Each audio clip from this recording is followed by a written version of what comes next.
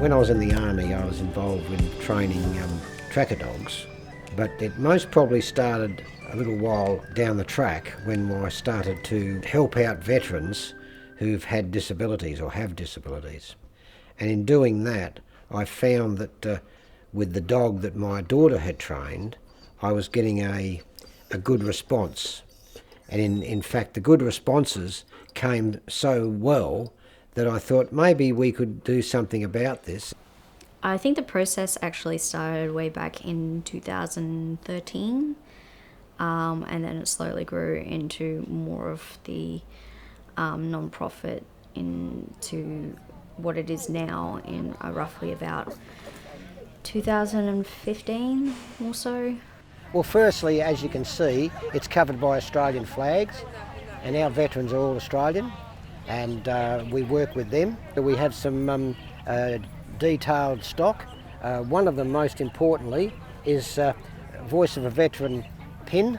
There's a book that's put out by Gina Dawson. She's written a book on service dogs, and this one here is quite good because it outlines what you should do when you're coming up to a service dog.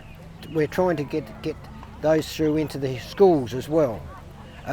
Some other memorabilia here. That dog there is Tiber, and that was my dog in Vietnam as a tracker dog. And then of course there's us and the dogs. And there's one just down there. Our big one down there is a German Shepherd, but he stands still, or she stands still all the time and doesn't move. And I think that's incredible. Thanks, Bill, for doing that job of keeping that dog still. Now, but what does it mean to you when you see people coming to the store and voicing their support for the vets? Buying all these stuff, putting some money in the donation on tins. A lot, because it means that we're not forgotten, and I think that's most important. And what we can do for them ourselves is told to them and not forgotten either. We've had a couple this morning that are vets and in need of help. So we're here, and I think that's important. When we first formed PAWS, she was the CEO and dog trainer, and eventually it got to the point where she couldn't do the dogs properly because she was president of the organisation, and so we decided to get some more helpers in. I'm the current secretary for PAWS for Hope and Understanding, which is a charity set up to match service dogs to veterans that have the need of the service dog. For example, if they have PTSD and their doctor, treating physician or psychiatrist says that they could do and benefit with a service dog. We're different, and the difference is that we believe in getting the dog to the veteran or first responder as quickly as possible. Today is about just getting our name and promoting ourselves a little bit more, and trying to get ourselves out in the community a little bit. What needs to happen for you to feel like a day is a success? I think just everyone just sort of taking note of what we do, and a little bit of donations coming through would be super helpful, because this is very costly. A little bit of community support and a little bit of networking would be really helpful. Nobody here gets paid. We're all volunteers.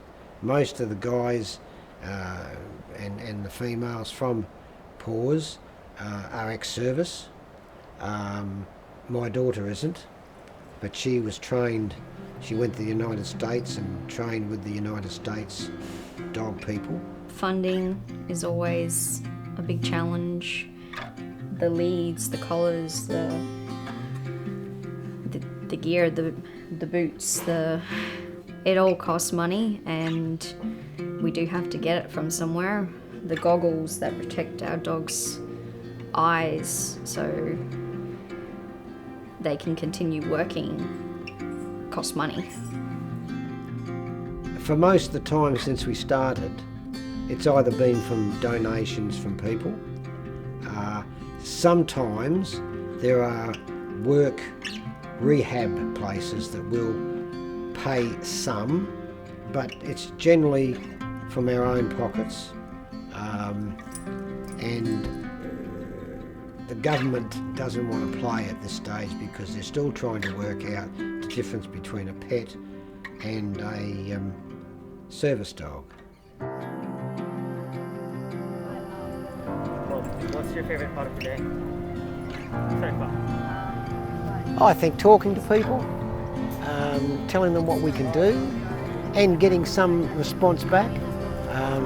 I think the day has been quite good. I guess that's what we went here for, having the boots on the ground and to take us out of that hub that we're always in. Oh, this is good. He can't have any, you see, which makes me feel a lot better.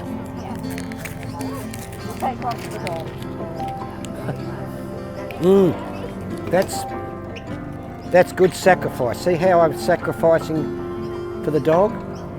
By eating fudge, I sacrifice. Enjoy. Thanks very much. The government doesn't recognise service dogs or any dog that's not under the in Queensland under the GHAD guide hearing assistance dogs. Guide dogs are the only real dogs that they accept. But it doesn't talk about service dogs at all. So there's no, to get that nuance right, you have to really push, because politicians don't think about those sort of things because they're not in that sort of genre. They just look at, okay, we know people like guide dogs, but they wouldn't have no clue what a service dog is. So now we're going, and we're currently doing that now, where we are in conversations and discussions with politicians to have service dogs put into the legislation. So it's important, and it's without it we can't go forward. We're sort of stuck back at first base. We've decided that it would be better to go under a different act, which is the anti-discrimination. That stops people stopping the service dog going into restaurants, hospitals and so on. So in doing that, we've become a provider for those people who have PTSD and mental condition. We'd like to be spokespeople for service dogs. That would be the epitome, like guide dogs are spokespeople for guide dogs and every other dog that they think. So, you know, I mean, it's got to be that way, and you've got to be able to answer the questions the right way. It's important to have not-for-profits like PAWS down here. It raises awareness for what they do, and I support not-for-profits to come down, get involved in the markets. Are you taking a photo? Someone taking a photo again? We get thousands of people through the markets that Sunday. So come down, have a chat with them, they see them, make them more aware about what's going on, what they're for, what they stand for. Hopefully that translates into some donations or some voluntary help, and even, you know, it might even translate to a dog going to a person who didn't even know they existed. So I think that's great. Just raise awareness about their brand, about their passion. What would you like to say to the people in power, politicians? I think if they took the time to understand what role service dogs and organisations like PAWS have on the lives of the veterans, and see how it links into a lot of other things that they can influence. For example, service dogs are credited with saving people from suicide, keeping people calm, stopping incidents outside where in some cases veterans and ending up in psychiatric wards and costing the taxpayer money when they don't need to. If they can see the important link that service dogs can provide to a veteran, it will make it a hell of a lot easier for the veterans, less work on the public system in regards to the hospitals, and less money being spent both at the federal and the state level. So it's an important role, but it's a role they don't know unless someone goes on and keeps tapping on the shoulder and saying, look, you need to look at this. I think the best thing to say to them is don't live in your ivory tower, come and ask us. And I think that's important, because if you don't know something, you make a decision on something you don't know too much about, and therefore you make a wrong decision. And I think they have to look at it from the point of view of what we have to offer can do something for members of the community. And that's the veteran community. We are always looking to support others, and which is you know, great. Like I said, we're both veterans. But I didn't serve it's just overseas, but Rob interesting. did. Yeah, And kids whilst are great neither that him they're nor I have doing been that. invested from our time. But in also service, that- Thank you very much. we're always super keen adults to help out. need to slap And it was a warrant officer who said you have 2 ears, 2 eyes and 1 mouth, which means you should be doing twice as much listening and looking as you do speaking, ma'am. Thank you so much, it's great to meet you. Yes, same to you. May I pet your dog? She's working, but Come and pet Those my around dog. there aren't?